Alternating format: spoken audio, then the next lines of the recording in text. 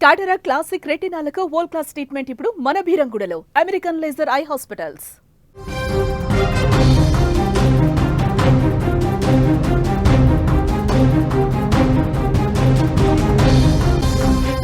Asia cup final match తర్వాత పాక్ క్రికెట్లో మంటలు చెలరేగాయి. భారత్పై ఓటమిని ఆ దేశం జీర్ణించుకోలేకపోతోంది. పరువు పోయిందంటూ తెగ బాధను వ్యక్తం చేస్తోంది. ఆ దేశ ప్రజలు పాక్ క్రికెటర్లను బూతులు తిడుతున్నారు. ఆ దేశ ప్రజలు తాజాగా వారికి మరొక షాక్ తగిలింది. విదేశీ లీగ్స్లో ఆడే అవకాశాన్ని పీసీబీ నిలిపివేసింది. ఇతర దేశాల టీ20 లీగ్స్లలో పాల్గొనాలనుకునే ఆటగాళ్లకు ఇచ్చే నిరభ్యంతర సర్టిఫికెట్స్ ఎన్ఓసీలను నిలిపివేస్తున్నట్టు తెలిపింది. ఈ మేరకు సెప్టెంబర్ 29న PCB chief operating officer Sumair Ahmed Syed ఎన్ఓసీల సస్పెన్షన్కు సంబంధించిన ఆటగాళ్లు ఏజెంట్లకు నోటీసులు జారీ చేశారు. పాకిస్తాన్ బోర్డు తీసుకున్న ఈ నిర్ణయంతో ఆ దేశ స్టార్ ఆటగాళ్లు కొన్ని రోజుల పాటు ఆ దేశ లీగ్స్లో కనిపించరు. బాబర్ ఆజమ్, షాహీన్ అఫ్రీది, ఫహీమ్ అష్రఫ్, రిజ్వాన్తో పలువురు కీలక ఆటగాళ్లు బిగ్ బ్యాష్ లీగ్స్లో ఆడేందుకు అవకాశం లేకుండా పోయింది ఈ నిర్ణయంతో. అలాగే అక్టోబర్ 1 నుంచి యూఏఈలో ప్రారంభం కానున్న ఇంటర్నేషనల్ టీ20 లీగ్ వేలం కోసం నసీం షా, సైమ్ అయూబ్, ఫకర్ జమాన్ లాంటి 16 మంది ఆటగాళ్లు నమోదు చేసుకున్నారు. దీంతో వారిపై కూడా ఈ నిర్ణయం ప్రభావం పడనుంది. దేశీయ టోర్నమెంట్లపై ముఖ్యంగా నెలలో ప్రారంభం కానున్న పాకిస్తాన్ ప్రీమియర్ ఫస్ట్ క్లాస్ పోటీ అయిన క్వాయిడ్ ఏ అజామ్ ట్రోఫీపై దృష్టి పెట్టడానికి ఈ రూల్స్ పెట్టినట్టు తెలుస్తోంది. మొత్తానికి పాకిస్తాన్ క్రికెట్ బోర్డు ఆసియా కప్లో ఓటమిని జీర్ణించుకోలేకపోతుంది. దీంతోపాటు భారత్ నుంచి వ్యతిరేకత కావచ్చు, ఆసియా కప్లో మ్యాచ్లలో పాకిస్తాన్ క్రికెటర్లు చేసిన ప్రవర్తన కూడా మొత్తానికి పాకిస్తాన్ క్రికెట్ బోర్డు పరువు తీసినట్టుగా స్పష్టంగా కనిపిస్తోంది.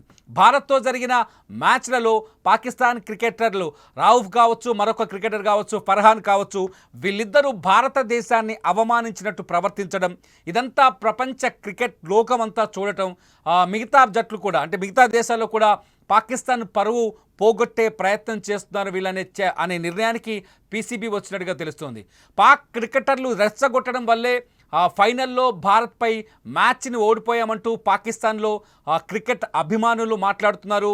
సోషల్ మీడియాలో పోస్టులు పెడుతున్నారు. ఏ టీవీ ఛానల్కి ఇంటర్వ్యూ ఇచ్చినా కూడా ఇదే విషయాన్ని చెప్తున్నారు. మొత్తానికి పాకిస్తాన్ క్రికెటర్ అభిమానులు పాకిస్తాన్ క్రికెట్ టీం పైన తీవ్రమైన ఆగ్రహంతో ఉన్నారు.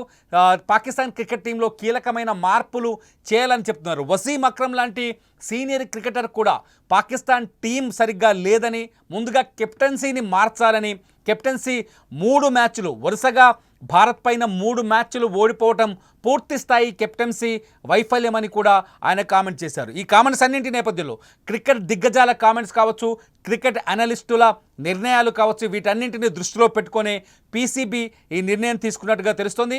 పీసీబీ తీసుకున్న ఈ నిర్ణయంతో పాకిస్తాన్ క్రికెటర్లు ఇక పాకిస్తాన్లో తప్ప ఇతర దేశాల్లో ఏ మ్యాచ్లోనూ ఆడే అవకాశం లేదు.